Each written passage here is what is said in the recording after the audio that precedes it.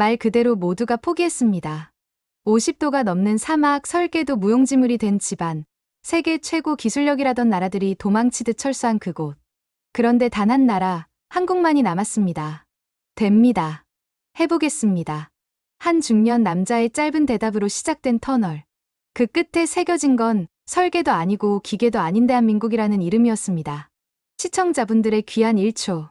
구독과 좋아요, 알림 설정이 영상 제작에 큰 힘이 됩니다. 지금부터 시작합니다. 끝까지 시청 부탁드려요. 사우디아라비아 남서부에는 하라즈 협곡이라는 지역이 있습니다. 지도에는 이름만 나와 있을 뿐 실제로 어떤 땅인지 아는 사람은 거의 없었습니다. 낮에는 기온이 50도를 넘고 밤에는 찬 바람이 내려앉아 영하에 가까운 기온으로 떨어졌습니다. 바람은 모래를 품고 거칠게 불어왔고 그 모래는 장비 틈새까지 파고들어 철을 부식시켰습니다. 이곳을 직접 가본 사람들은 말했습니다. 이건 사막이 아니라 생존을 거부하는 땅입니다. 그런데 이 협곡에 터널을 뚫겠다는 계획이 발표됐습니다. 사우디 정부는 하라즈 협곡을 가로지르는 총 길이 12km가 넘는 대형 도로 터널을 건설하겠다고 선언했습니다. 이 공사가 성공하면 남부의 물류 이동 시간이 절반으로 줄어들고 사우디 경제 구조 다변화에도 중요한 기점이 된다고 했습니다. 계획이 발표되자 세계가 반응했습니다. 미국, 프랑스, 일본 등 7개 나라가 국제 컨소시엄을 구성했고 각국은 자사의 최신 중장비와 자동화 설비, 원격 측량 기술을 사우디로 보냈습니다. 사막 한가운데에 세계 최고 수준의 기술력과 장비가 집결된 것이었습니다. 하지만 공사를 시작한 지 석 달이 채 지나지 않아 현장은 조용해졌습니다. 안반은 예측보다 훨씬 더 단단했고 고온으로 장비가 멈춰섰으며 위성 신호는 반복적으로 끊겼습니다. 자동 굴착 설비는 사막 환경에 적응하지 못했고 열기로 인한 기계 고장은 하루가 멀다 하고 발생했습니다. 미국 시공팀은 장비 고장과 측량 오차 문제로 가장 먼저 철수했습니다. 프랑스는 토질이 불안정하다는 이유로 중단을 결정했고 일본은 진동과 열에 약한 설비가 버티지 못한다고 판단에 손을 들었습니다. 현장에는 멈춘 드릴과 덮인 장비들만 남았고 발주처는 결국 공사를 전면 중단하는 쪽으로 방향을 잡았습니다. 사우디 실무자 회의록에는 이렇게 적혀 있었습니다. 현재 조건에서 이 공사는 현실적으로 불가능하며 새롭게 수주할 수 있는 업체도 없다. 그런데 마지막으로 남은 한 곳의 이름이 조용히 언급됐습니다. 대한민국의 중견건설사 동진건설이었습니다. 해외 수주는 이제 막 시작한 단계였고 중동 지역에서는 이름조차 알려지지 않은 회사였습니다. 사우디 실무자는 마지막 기대라는 생각으로 동진건설에 전화를 걸었습니다. 혹시 여기도 포기하실 건가요? 잠시 침묵이 흐른 뒤 한 남자의 목소리가 조용히 이어졌습니다. 할 수 있을지는 모르겠습니다. 하지만 포기하지는 않겠습니다. 그 사람은 이정우 수석감독이었습니다. 그는 본사에도 똑같이 보고했습니다. 리스크는 분명 존재합니다. 하지만 시도조차 하지 않으면 우리는 아무것도 남기지 못합니다. 사우디 측은 다시 물었습니다. 이미 모두가 포기한 프로젝트입니다. 정말 하시겠습니까? 이정우 감독은 흔들림 없이 대답했습니다. 포기한 자리라면 이제 우리가 들어갈 차례입니다. 그날 이후 아무도 남지 않은 하라즈 협곡 한가운데에 태극기를 품은 한국의 이름이 조용히 발을 들였습니다. 동진건설의 등장은 사우디 현지에서도 예상 밖이었습니다. 세계적인 기술력과 자본을 가진 나라들이 모두 손을 뗀 상황에서 실적도, 장비도 부족한 중견 기업이 마지막 주자로 나섰기 때문입니다. 현지 언론은 무모한 도전이라고 표현했고 외신들은 실패를 전제로 한 참여라고 단정 지었습니다. 하지만 동진건설은 흔들리지 않았습니다. 현장 책임자 이정우 수석감독은 출국 전 사내 회의에서 이렇게 말했습니다. 할 수 있다고 장담하지는 않겠습니다. 하지만 끝까지 가보겠습니다. 이정우 감독의 보고서를 받은 본사에서는 긴급 회의를 소집했습니다. 중동 첫 대형 프로젝트이자 모든 나라가 포기한 사막이라는 점에서 회사 내에서는 반대 의견도 많았습니다. 우리가 나설 일이 아니다. 실패하면 향후 해외 사업 전체에 타격이 온다. 그런 회의가 이어졌지만 결국 결론은 내려졌습니다. 우리는 이길 수 있는 싸움만 해온 나라가 아닙니다. 그렇게 동진건설은 도전을 수락했습니다. 파견 대상자 1차 명단이 작성됐고 국내 각지에서 인력들이 모였습니다. 20대부터 50대까지 경험도 연차도 제각각이었지만 모두 한 가지 공통점을 가지고 있었습니다. 실패해도 괜찮지만 포기하지는 않겠다는 마음이었습니다. 사우디로 향하는 비행기에 몸을 실은 근로자들은 최신 장비나 자동화 설비 없이 떠났습니다. 그들이 들고 간 건 줄자와 수평계, 손으로 만든 공구 상자, 그리고 접은 태극기 한 장이었습니다. 한 젊은 인부는 출국 직전 가족에게 이렇게 말했습니다. 걱정되지만 우리가 아니라면 누가 하겠습니까? 사막 현장에 도착한 첫날, 이정우 감독은 모든 인원을 불러 모았습니다. 그는 조용한 어조로 말했습니다. 이제부터 우리는 기술이 아니라 정신으로 증명할 겁니다. 그날 이후 동진건설의 사람들은 스스로를 다잡기 시작했습니다.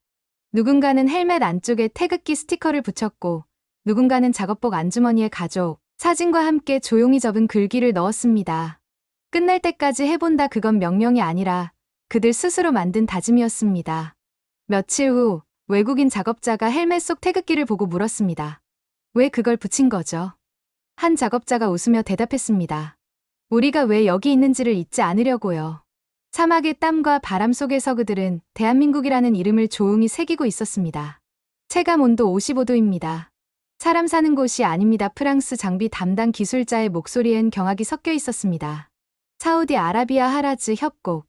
한낮이면 사막 모래가 지면에서 증기를 뿜고, 금속 장비는 맨손으로 만지면 화상을 입을 만큼 뜨거워졌습니다.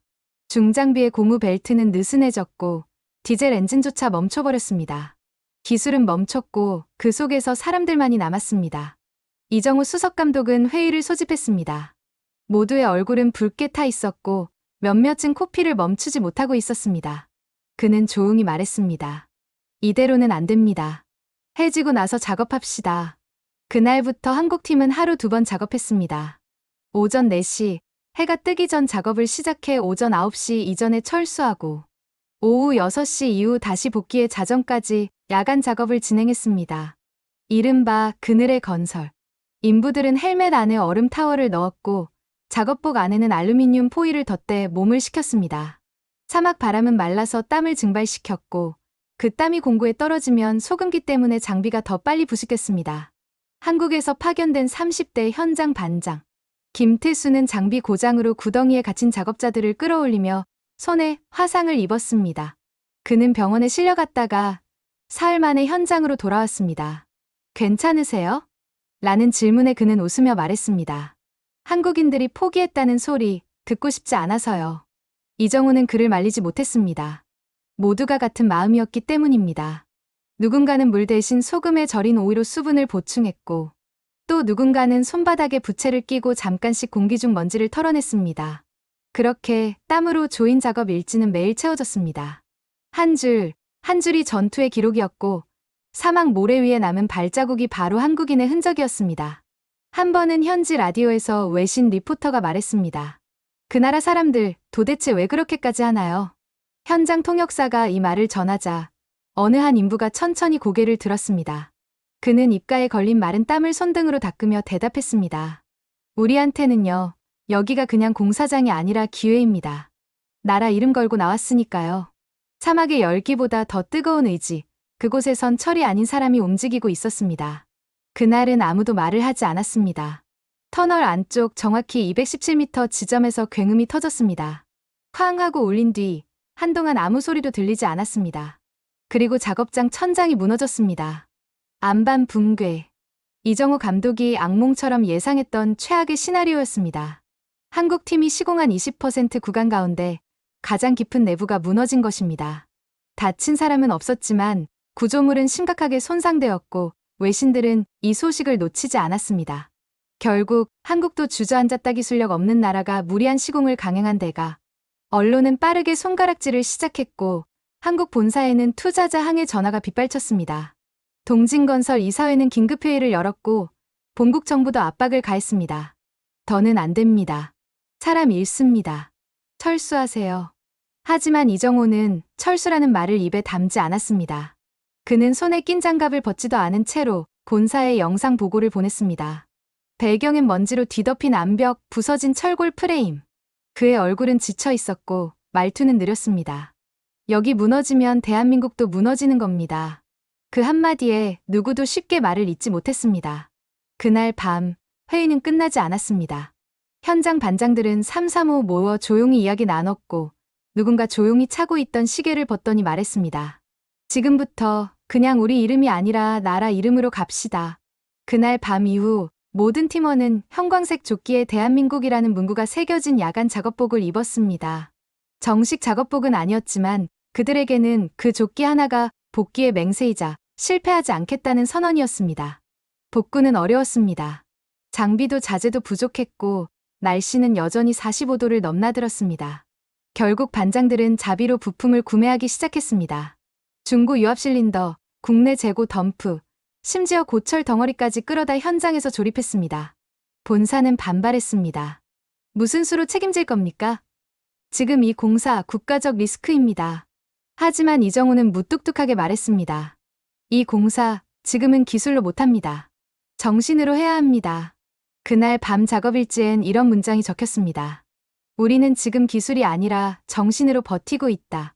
공사 재개 첫날 반장 김태수는 헬멧에 작은 태극기 배지를 달았습니다.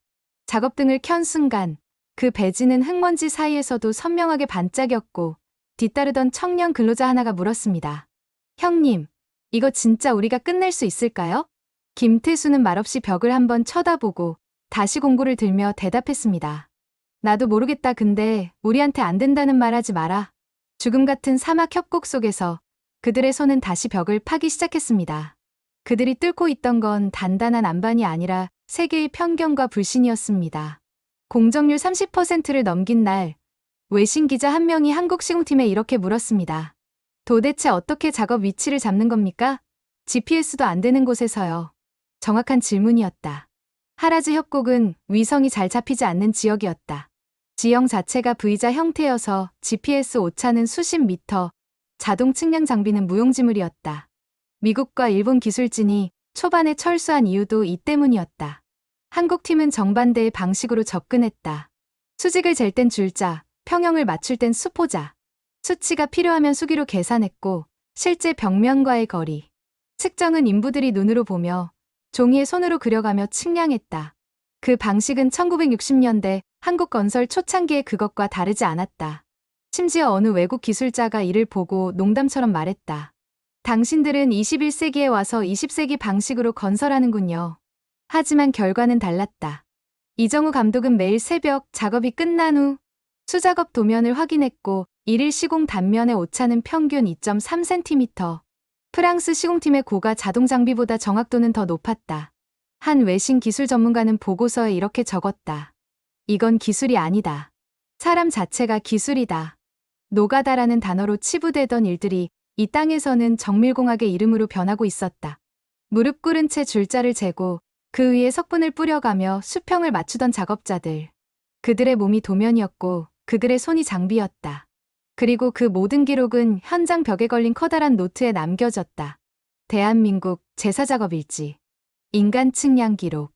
볼펜으로 적힌 손글씨는 매일 흙먼지와 땀으로 얼룩졌지만 그 속엔 포기하지 않는 이름들이 있었다. 공정이 70%를 돌파하자 발주처도 태도를 바꾸기 시작했다. 한국은 이상한 나라야. 왜 안 되는 걸 계속 되게 만들지? 그러곤 예산 재편을 통해 경비보강 항목이라는 이름으로 한국팀에 특별 예산을 추가 배정했다. 이정우는 그때 본국에 간단한 보고서를 보냈다. 기술 확보 중. 정신으로 일단 버팁니다.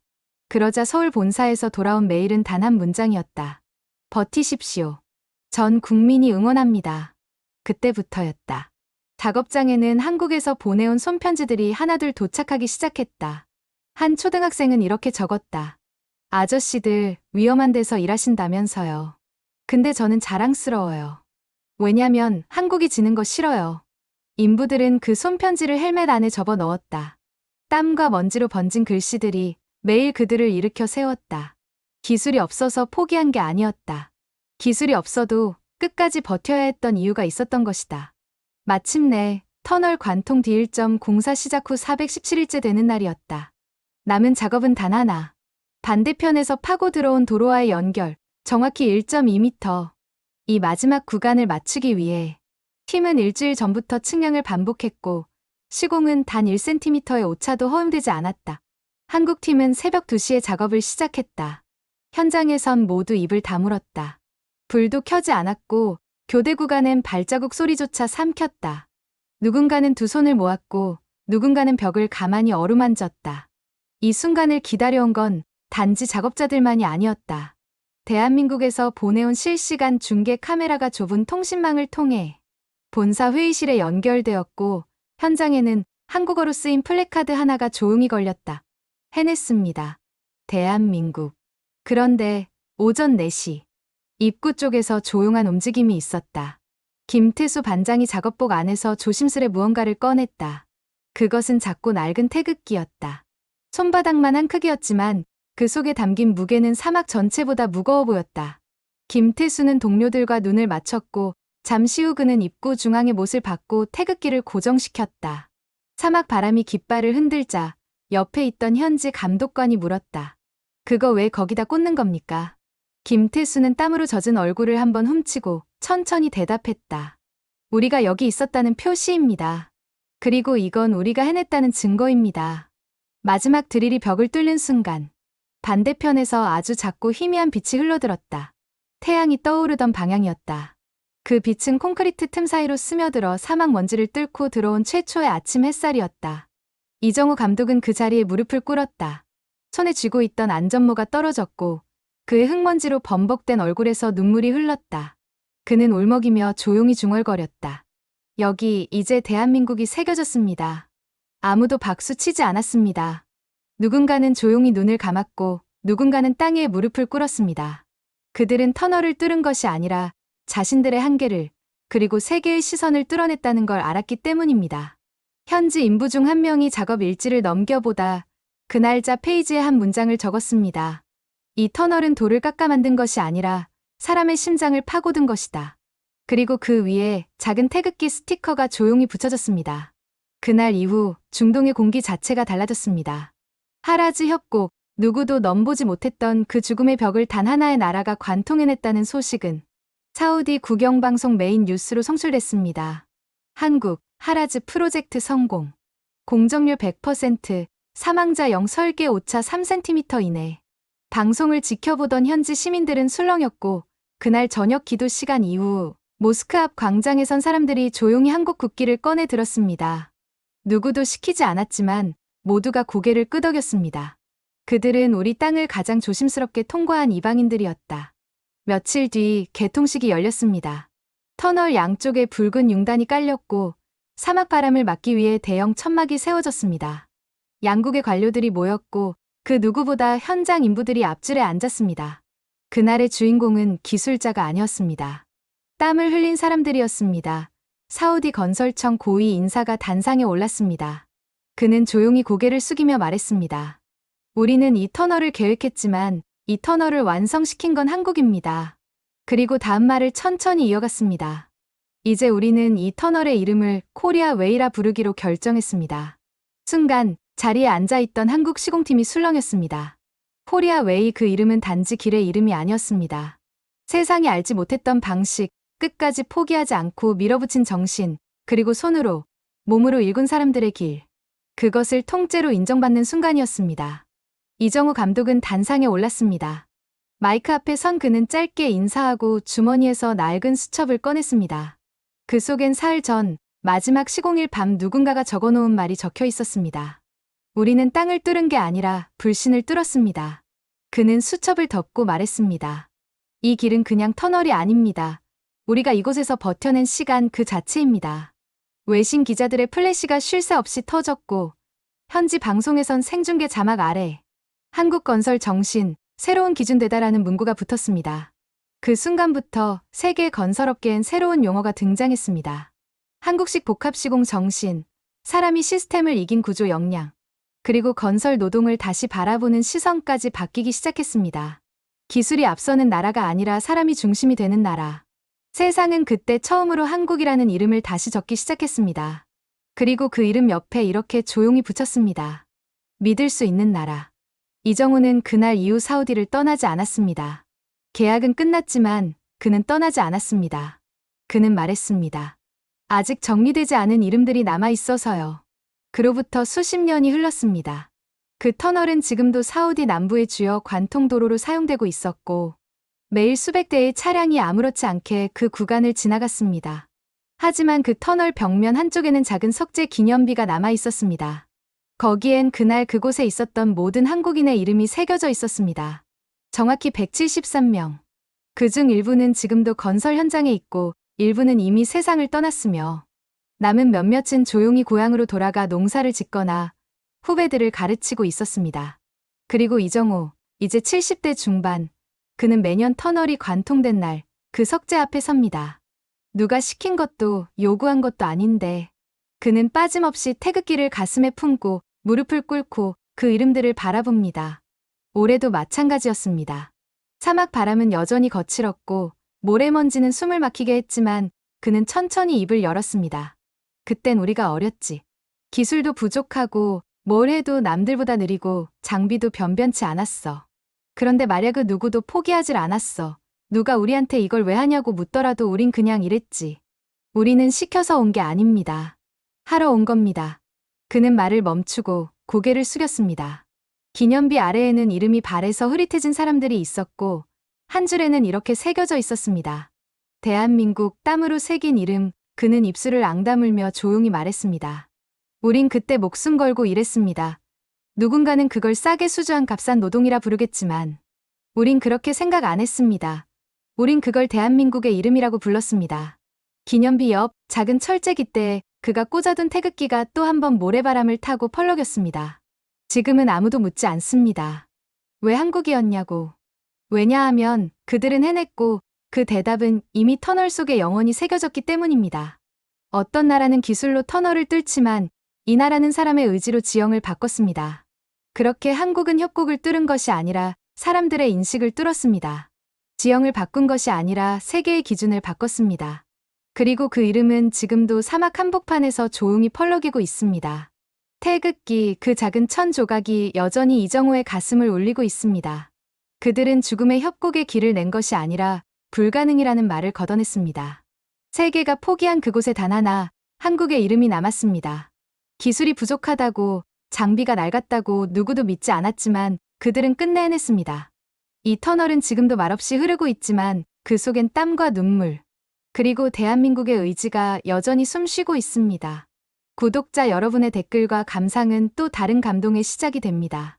다음 영상도 기대된다면 구독과 알림 설정 잊지 마세요. 감동 한 송이는 매일 아침 당신의 하루에 따뜻한 이야기를 더합니다.